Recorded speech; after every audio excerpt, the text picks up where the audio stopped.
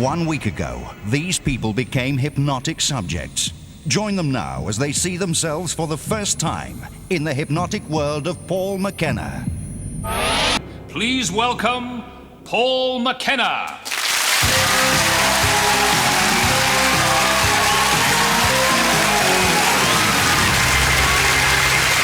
Thank you very much. Good evening and welcome to the hypnotic world. While we've been away, I've had a lot of letters from people asking if hypnosis can be used to increase someone's chances with the opposite sex. And I was actually going to say a few words about that at the end of the programme till I realised that it would make me late for my date with Cindy Crawford. Some members of our audience tonight are also going to have a date with television stardom. And if you'd like to be one of them, please step right this way.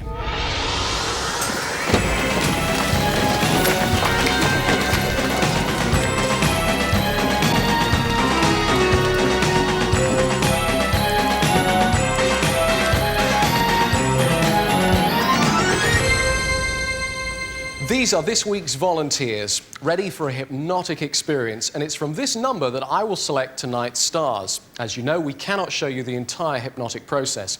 It's one of those things that we're just not allowed to show you on television. It's part of a list which includes Jeremy Paxman's humility, Noel Edmonds' bank balance, and Bernard Manning's vest.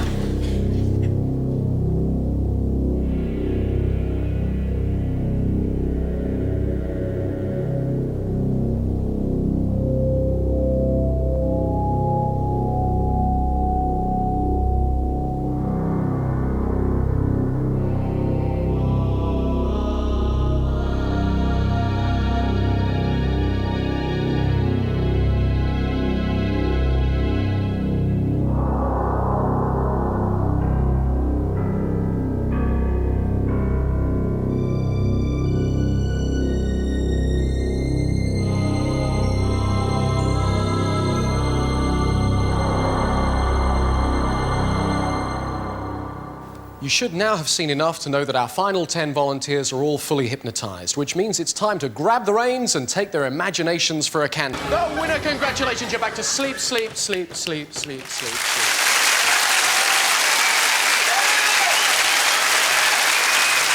Now, tonight's stars are obviously feeling in a stable environment, so let's find out a little bit more about them, shall we? Because it's 9 o'clock on a Monday morning. You're doing what you're normally doing on a Monday morning at 9 o'clock now. My name's Mandy. I come from High Wycombe and I'm a accounts assistant. My name is Ian. Although I've seen Paul McKenna live before, I was a little sceptical about hypnotism before the show. My name's Dave, and I think I'm going to enjoy seeing what I got up to. My name's Stuart from Chaley in Sussex, and I'd never been hypnotised before. My name's Angie. I live in Surrey. I'm a store manager for a retail outlet. My name's Steve from Horsham in Sussex. I'm married with 2 kids and I'm a maintenance engineer. My name's Daphne. I'm a media planner buyer and I'd never met Paul McKenna before. My name's Sue. I'm a secretary and mother of 2. I'm Andy from Chesington. I wanted to be hypnotised and I was. My name's Brett and I'm a civil servant from Crawley. And back to sleep, sleep, sleep, sleep, sleep. Have you ever been at one of those parties where total strangers keep trying to tell you their life story? Well, it could be worse. You could be at a television studio where total strangers keep trying to tell you your life story. I just knew it was my life and it just felt like it was my life. It's the most incredible feeling because obviously you don't think it's going to happen to you. When I saw Steve, I greeted him like he was a friend because I thought he was a friend, and I did remember going to school with him. I just couldn't believe it when he said he couldn't remember it at all. One of the most fascinating things about hypnosis is the way that it frees your imagination from the normal laws of science and physics. In fact, in the hypnotic world, you can almost guarantee that seeing is... It was literally chasing me. That's all I could see, the actual crocodile chasing me around the stage. I just felt myself drawn to these objects, to investigate these objects, as though I was some sort of ghostbuster or something. Time now to give our volunteers a breather. All we ask of them and you for the next few minutes is that you listen to Belinda Carlisle.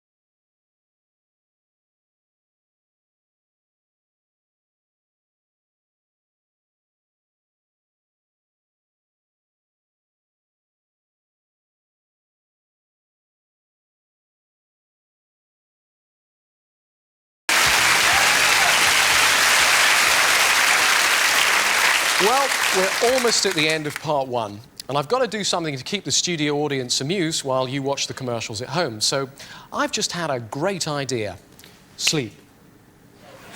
When I awake you in the next few moments, you are going to become a wise old guru. There we are, let's put your guru beads on and... that's lovely, isn't it? During the interval, you're going to believe that you're a sports teacher, and all the people here this evening are naughty boys and girls, and none of them have done their exercises.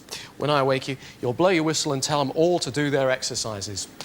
When I awake you for the break, sir, you are going to believe that you are the lounge lizards.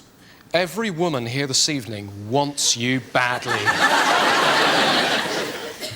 During the interval, every minute or so, you are going to jump up and shout something out that would indicate you are the captain of a ship. Something like, "Man the lifeboats!" And as soon as you've shouted that out, you'll look around and wonder who on earth just shouted it out, because as far as you're concerned, it wasn't you. Ready? Eyes open, wide awake, wakey, wakey, eyes open, rise and shine. Would you like to say some wise words for us, O Guru? Don't use the toilet with your trousers pulled up. Yeah.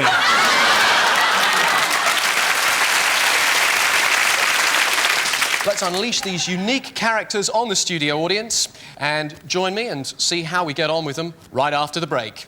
Man overboard!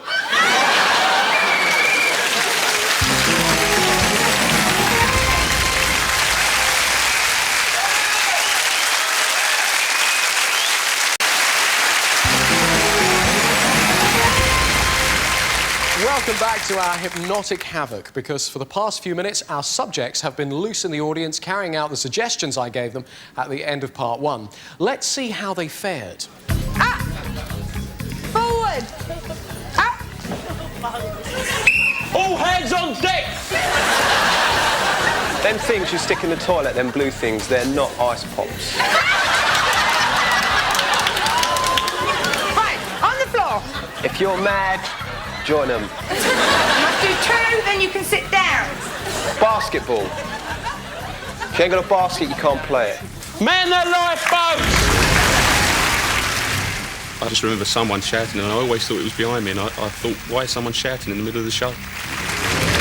When I wake you in the next... The Queen's hand, I remember thinking, how could I have forgotten to have put my clothes on? It just seems stupid. How could I be standing there naked and I've been standing there so long naked? And that's it. Thanks to all my special guests and to the true stars of tonight's show, our volunteers. Join us again next time to see more people going into a trance without the aid of a safety net. Good night.